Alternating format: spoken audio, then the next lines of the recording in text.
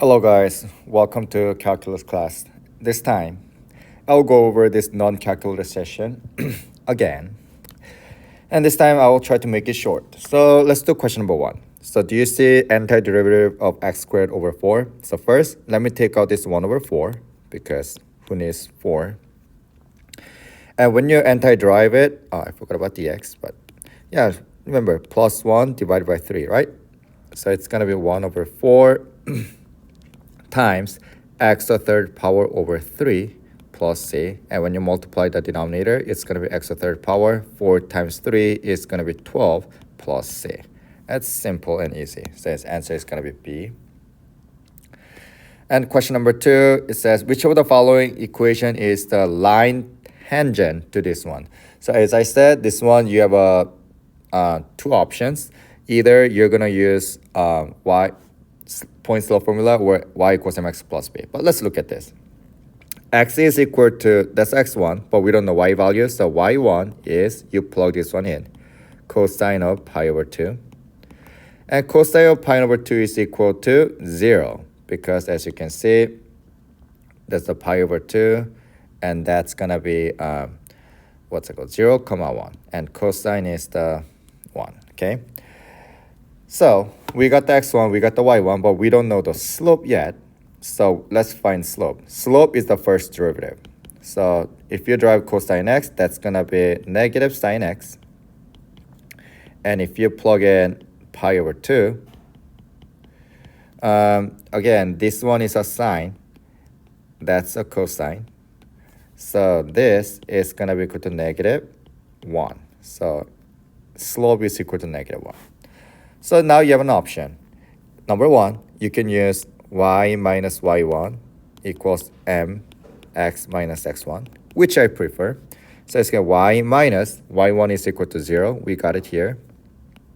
Equals slope. We got it here, which is negative 1.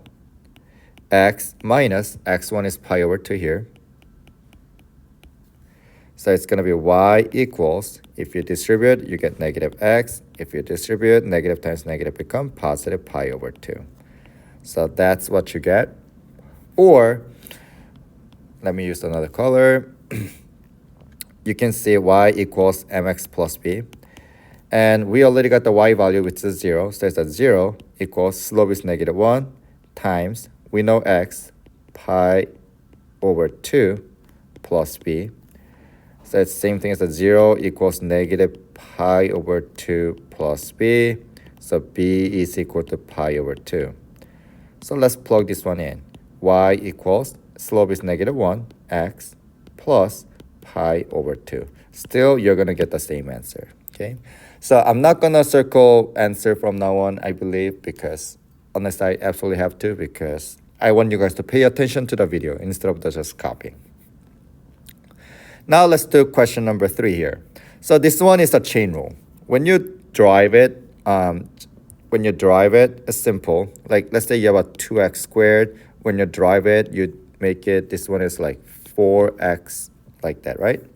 Same thing, when you drive it, this 2 goes here, so it's going to be 4 sine the square root of x times derivative of this one. So derivative of sine is like cosine of square root of x times derivative of this one, which is 1 over 2 square root of x.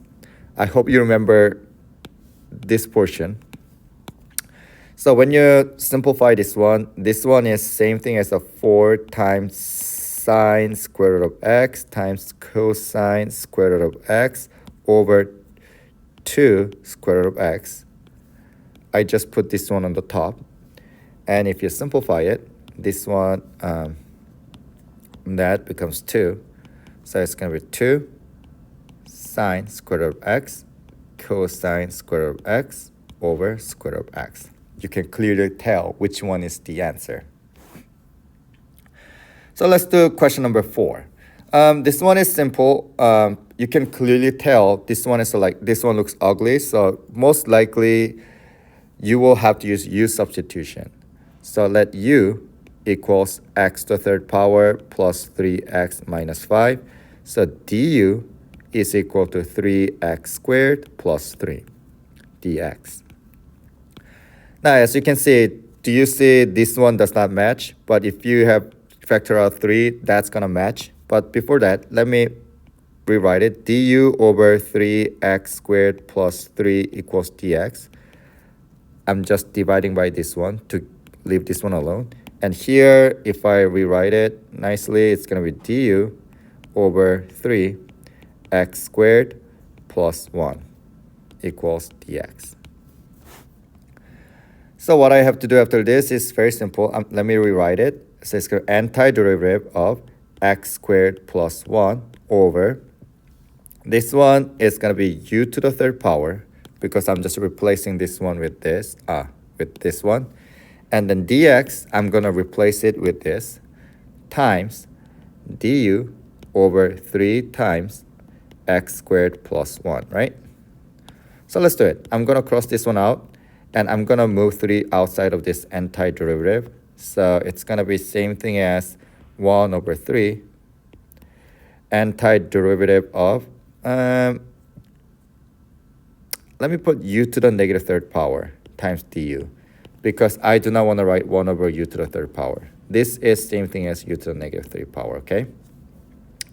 Now, if I antiderive it, it's going to be plus 1 divided by negative 2. So it's same thing as 1 over 3 times u to the negative 2 power over negative 2, which is same thing as 3 times negative 2 is 1 over negative 6.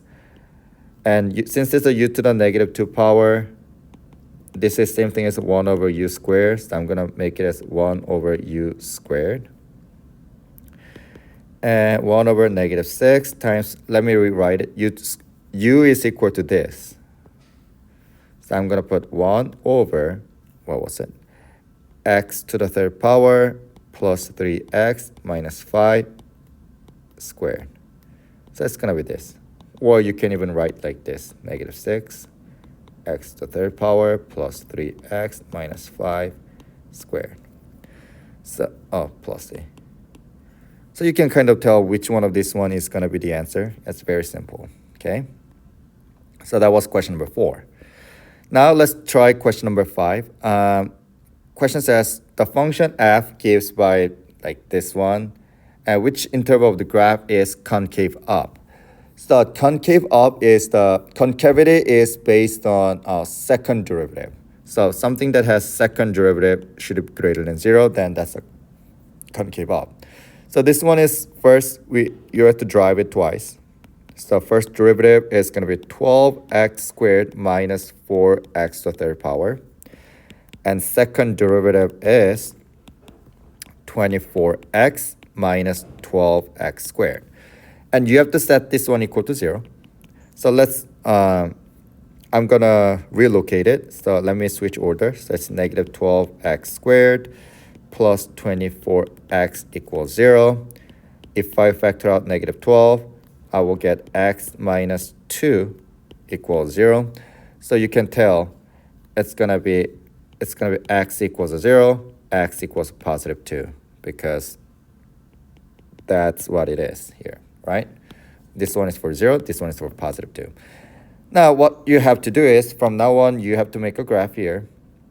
So let's say this is a 0, this is a 2. You have to know, you have to find interval that this is greater than 0, right? So let's plug in any number. Anything that, so it's a negative infinity to 0.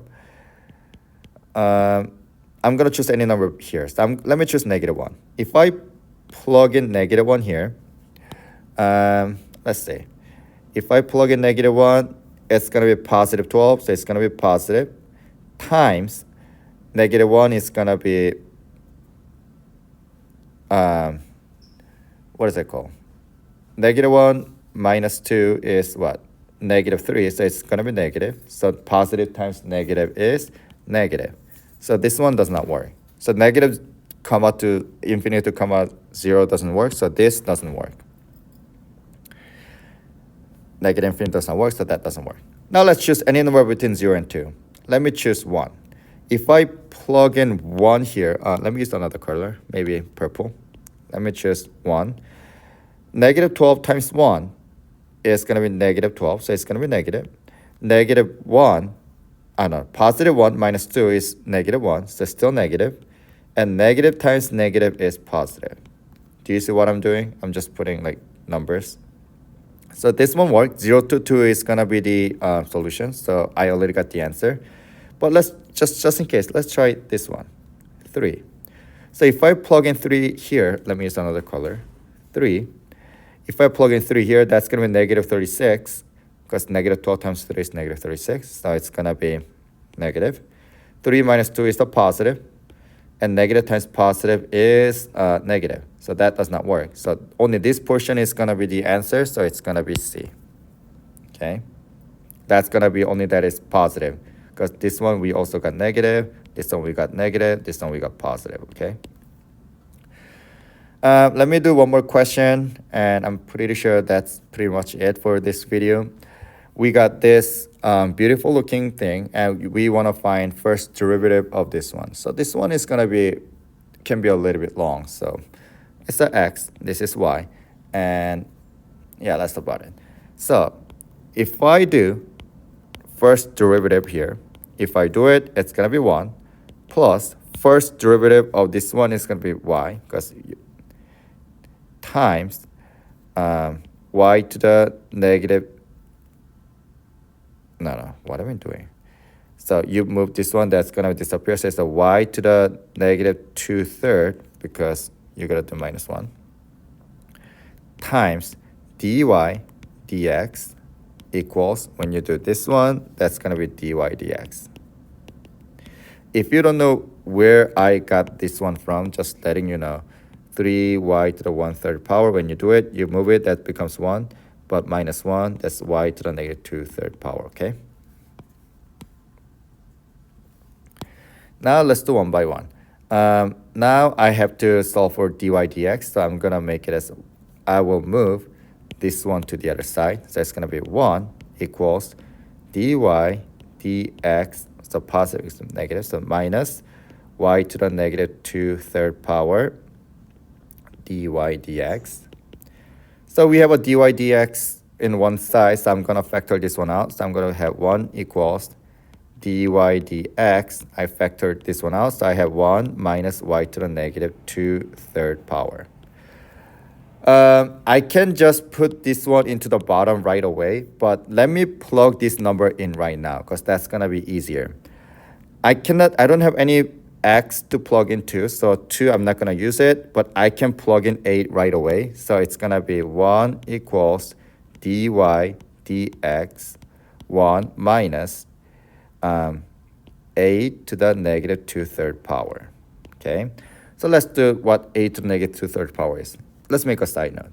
8 to the negative 2/3 power is, do you see negative? So 1 over 8 to the 2/3 power, and this is same thing as 1 over cube root of 8 squared. I mean, you don't have to do all this step, because I will do it pretty quickly, but I'm just giving you the logic. 8 squared is 64, so this one is same thing as 1 over 4, because cube root of 64 is 4. Normally, when I get this, normally when I actually do it, from here, I go straight to here and go straight to here, okay? But it's up to you. So this is same thing as 1 equals dy dx 1 minus 1 over 4, okay? Obviously, if you do 1 minus 1 over 4, that's same thing as 1. This one is same thing as 4 over 4. So 4 over 4 minus 1/4 is going to be same thing as 3 over 4. So how can I get rid of 3 over 4? Multiply by 4/3 both sides. Then this disappears, so you have dy dx is equal to 4/3 times 1 is 4/3. I mean, there are other ways that I can go over this one, but I think this is the easiest way, or what you